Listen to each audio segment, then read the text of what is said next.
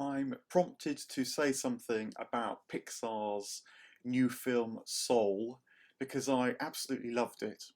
I thought that it's not just about music, it's not just about soul, it's about meaning.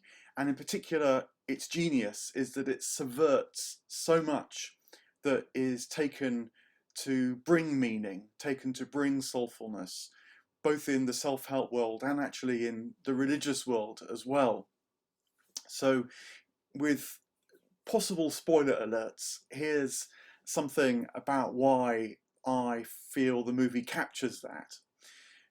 The briefest of plot outlines is that it features a chap called Joe Gardner, who is a music teacher, and he gets a great breakthrough one day, and in his elation, forgets to look where he's going, falls down a manhole cover, and enters a coma so deep that his soul becomes detached from his body. And he finds himself on the stairway to heaven, but isn't yet ready to die because he wants to deliver his great breakthrough, not just be promised it. And so much of the film is about him trying to return to Earth, all that happens in the first few minutes. But he finds himself in what's called the great before, as opposed to the great beyond of heaven.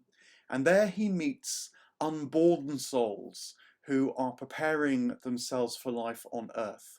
And this is what takes him on this journey of discovery about the nature of soul and about the nature of meaning. The great before is itself pretty interesting to reflect on what Pixar is showing here. It's not really like the bardo states of the Buddhist imaginary, these kind of in-between zones, in between one life and another.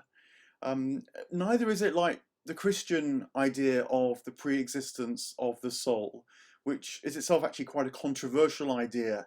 Early figures like Origen were declared heretics for contemplating the immortal nature of the pre-existent soul, and Christianity has a slightly uneasy notion that we're kind of in the mind of God before our conception that then becomes infused with our soul at some point.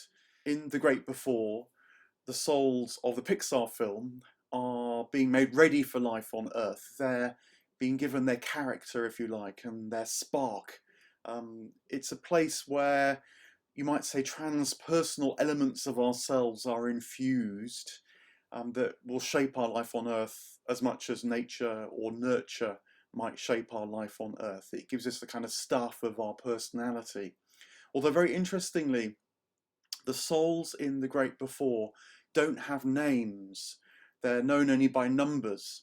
And in fact, the entities that look after them don't have names either. They're angel-like figures. They certainly have the kind of purpose and drive of angels and also the kindness.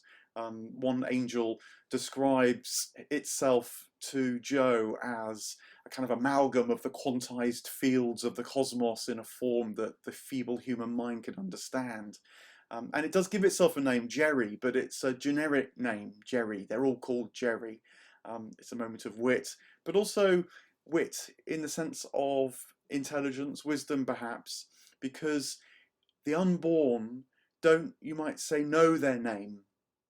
And Joe, hoping to make his name in music, is a first indication, fairly early on in the film still, that this is about exploring more deeply what meaning might be about. It's not actually about making your name, it's about discovering your name in some much more profound sense. Now this, I think, is where the film really does start to take on some of the nostrums of our age. It might be said that the meaning of life is discovered in finding your thing, or putting your 10,000 hours into your gift, or seeking peak experiences, or having some clear purpose, or fostering your heart's desire, or entering flow states. In fact, flow states are explicitly critiqued in the film, where Joe meets someone who explains to him that actually lost souls are quite like souls that are in flow states, because both of them have become addicted to what they believe to be true, whether that be their own worthlessness or that which exclusively makes life worthwhile. And in that addiction, they become detached from life and so don't live life more to the full. By this stage in the story, quite a few um, common understandings about what gives life meaning, purpose, what brings happiness are being quietly undermined, and you're starting to wonder quite what the film is going to tell us, what Joe is going to discover. And if I were to sum that up in a word, it would be the notion of education, but education in the broadest possible sense.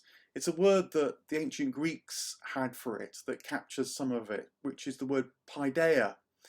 And at heart, it's a ability to commune with others through common and garden love, kindness, sharing. Joe starts to become more aware of how his family and his friends and his pupils love him. And it's that kind of communion that begins to foster this paideia, this broader education. But more profoundly, it's also a communion with nature, with the cosmos, with the gods, even. It's realizing that he can polish the mirror of his own soul so that it reflects more and more the soulfulness of the world around him, material and spiritual. It's about building an inner microcosm that reflects more and more truly the macrocosm of the world. And the stuff that he's given through nature, through nurture, through his transpersonal pre-born preparing for life on earth becomes the stuff, the particularity, out of which he can receive not just more, but in fact can receive it all through this process of participation, of reflecting, of joining in the dance. It's this expression that William Blake had when he said that we must learn to kiss the joy as it flies, and then we can keep receiving more and more of life as it flies past us, rather than trying to bind to ourselves the joy. The more possessive approach, which can't hold on to very much at all, in fact, and so leads to dissatisfaction. It turns out that this is a kind of desire that becomes a remembrance of the tremendous of all that is already, as opposed to feeling you don't have it already and so somehow must try to grab and cling on to it. It's a kind of mindfulness that is a remembrance of the present, and that it's through the present that all this can be perceived.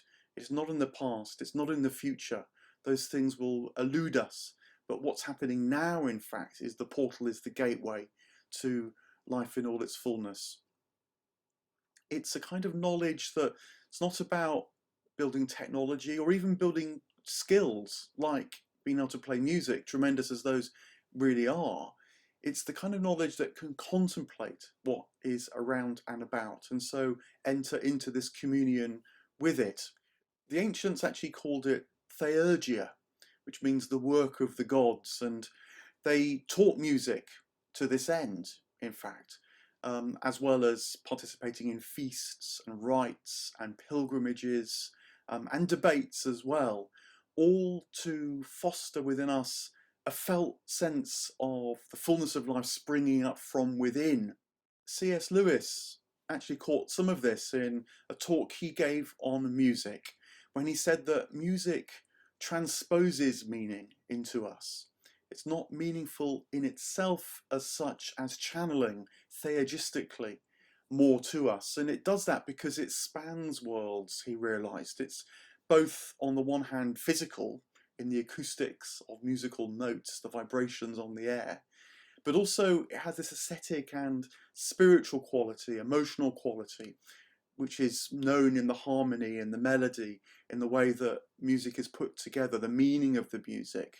Now that isn't physical, it couldn't be captured by acoustic devices, but we definitely hear it, we definitely experience it. And because music so immediately expands these worlds of the physical and the aesthetic, it also spans the worlds of the material and the spiritual, and so conveys our multi-dimensionality to us, that we're not just one-dimensional creatures. but that we do live in more than one world. And that theurgistically opens up to us when we listen to music. It's why music is so incredibly powerful. It's the soul of music, you might say, that Joe begins to understand in its deepest possible sense. Now, the film touches on all sorts of other matters as well. One that's particularly fascinating is how this world is itself ensouled. And this is a deep debate, certainly in Western wisdom traditions. Certain groups, such as the Gnostics, believed that this world wasn't ensouled, but rather human souls become entrapped in it. If indeed human souls descend into it completely. Some Gnostics believe that we are sort of split when we're alive in this world, with our souls remaining in heaven whilst our bodies are on earth. But most Platonists and early Christians believed differently, that this world was fully ensouled, that it could be therefore a school for life in all its fullness, that it was sacramental, that it shone with divine light, even as we can know ourselves as shining with divine light as well. That when we say, "Oh, I am," Joe saying, "I am Joe" in the film, he realizes that it doesn't depend on his abilities, his skills, his chances, his opportunities, all the stuff that life's meaning is often taken to be.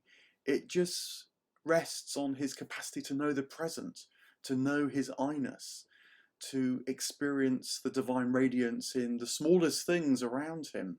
And then music and meaning and purpose and so on follow. But from these minimal present things that actually are the maximal sense of life. So in the film, Joe discovers that he has what he needs, in fact. He doesn't need to hope for more. He doesn't need to feel that life might be on the edge of failure the whole time. He doesn't need to turn to peaks or flow states. He doesn't even in a way need to practice. He just needs to turn to himself, to be awakened to who he is, to who is around him, and to perceive the world aright by remembering, by recollecting what life is.